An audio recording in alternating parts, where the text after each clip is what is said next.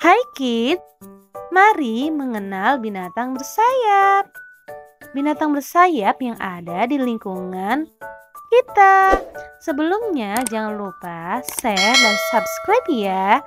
Terima kasih. Hai teman-teman, ada yang tahu hewan apakah ini? Katakan sekali lagi, hewan apakah ini? Betul, ini adalah hewan nyamuk. Yuk mari kita hitung ada berapakah hewan nyamuk.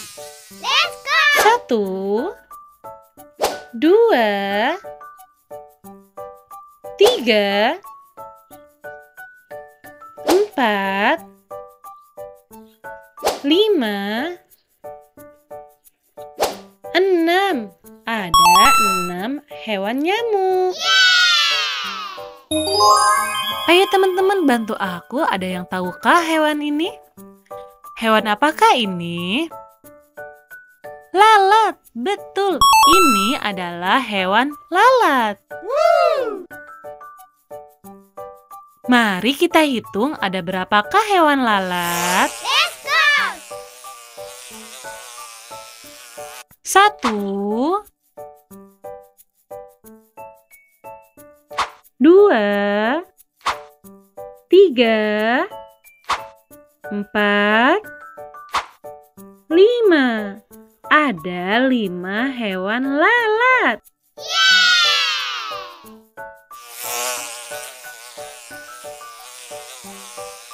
Good job. Wah, hewan apakah ini teman-teman? Teman-teman ada yang tahukah nama hewan ini? Betul, ini adalah lebah madu. Oke. Mari kita hitung ada berapakah hewan lebah. 1, 2, 3, 4, 5, 6, 7. Ada 7 lebah. Good job. Saya tahu, makin tahu. Sebutkan hewan yang bersayap. Nyamuk. Oke. Metamorfosis nyamuk.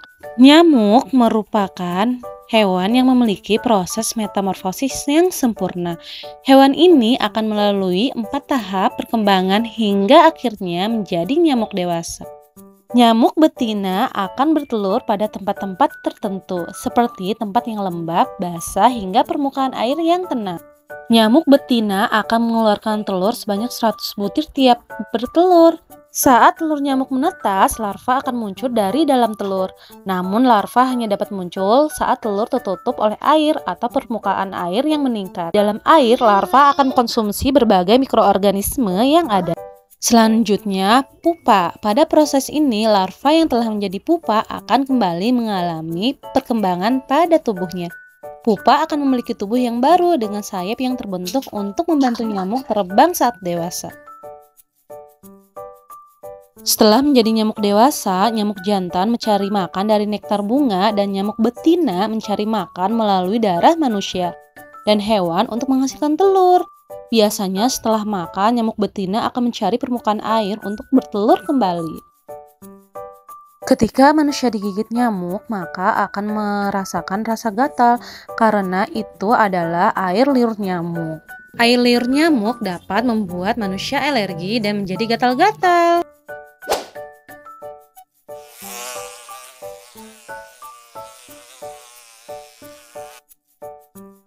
Lalat. Metamorfosis lalat. Metamorfosis lalat diawali dari lalat akan bertelur sebanyak mungkin. Lalat akan bertelur di tempat yang aman dari pemangsanya. Hanya dalam waktu sehari, larva pertama akan muncul dari telur lalat. Larva lalat juga dikenal sebagai belatung loh. Belatung atau larva akan tumbuh dengan cepat. Dalam waktu kurang dari 2 hari, ukurannya akan menjadi 2 kali lipat dan karena itu harus berganti kulit. Selanjutnya akan memasuki tahap pupa atau kepompong. Lalat akan menggelap dan mengeras di dalam cangkang pelindungnya. Ketika fase pupa berhasil, ia akan tumbuh menjadi lalat dewasa. Lalat dewasa memiliki daya penciuman yang sangat tajam hingga jarak lebih dari 750 meter dan memiliki 2 pasang mata yang tiap-tiapnya dilengkapi 4000 lensa. Umumnya, lalat dewasa mampu hidup dalam rentang waktu 15-30 hari saja loh. Dan ini yang menjadi alasan mengapa lalat tidak dapat bertahan hidup dalam waktu yang cukup lama. Namun lalat sebagai serangga terbang yang sangat produktif meski umurnya cukup pendek.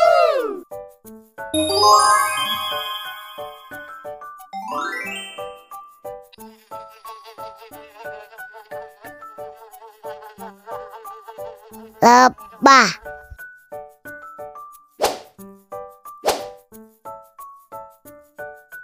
Metamorfosis lebah.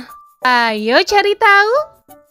Fase metamorfosis lebah diawali dengan fase telur. Telur lebah berukuran sebesar butiran beras. Dalam sekali bertelur, lebah ratu bisa menghasilkan 2000 hingga 3000 butir telur per hari. Setelah 3 hari sejak telur dihasilkan oleh lebah ratu, telur akan berubah menjadi larva. Larva lebah tidak memiliki kaki dan mata. Larva akan diberi makan oleh lebah pekerja selama 3-4 hari. Selanjutnya fase pupa.